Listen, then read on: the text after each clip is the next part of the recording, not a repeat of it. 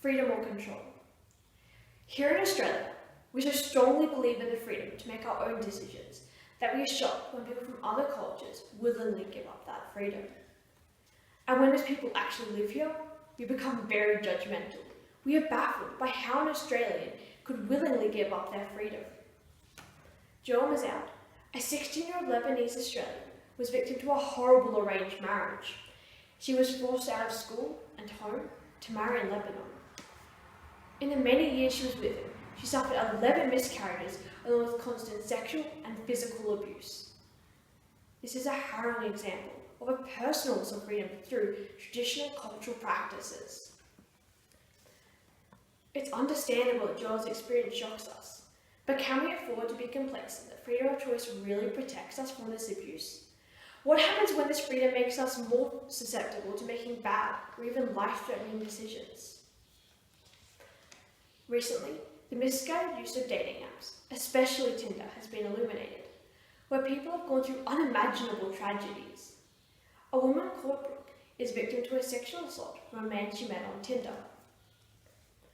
She had been matched with him for some years, and he portrayed himself as a kind, caring, down-to-earth guy.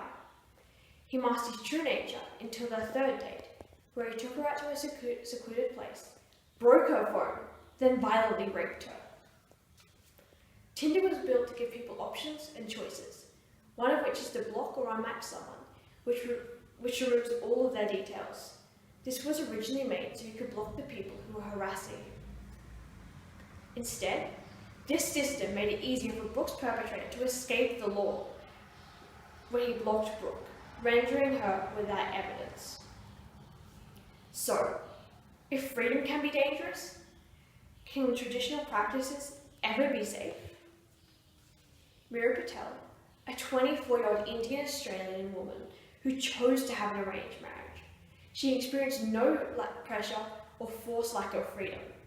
She, like many others, longed to be supported and cared for.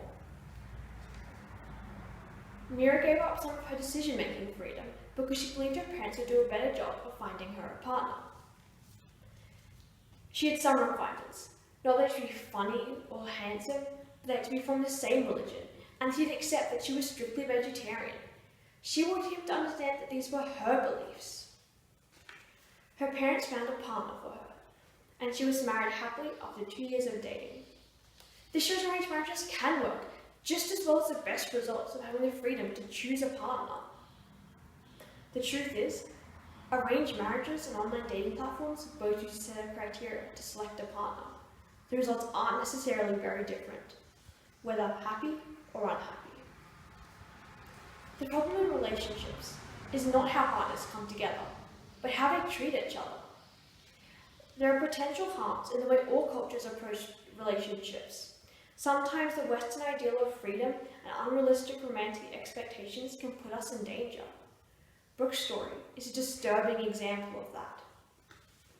And sometimes, control can make it easier for the perpetrator to oppress and abuse their position, while making it harder for the victim to escape. Joelle's story is also a disturbing example of that. But if someone were to choose to forsake a little freedom in order to guarantee stability and support, why should we be judgmental? The same logic applies in reverse. What's wrong with rejecting the guarantee of stability and security in order to keep emotional and physical freedom, even if it means you could be a little more alone? There are risks in however we choose to search for love. This longing is so often what causes people to end up with a person who makes them feel unhappy or unsafe, because they get impatient, in turn clouding their better judgment. Freedom is important, but romantic choices don't always guarantee happiness or safety. We shouldn't let cultural prejudice blind us to the value of tradition, as we shouldn't let it control us. While Australian law and other social structures can protect us, our rights are only as useful as our individual judgment.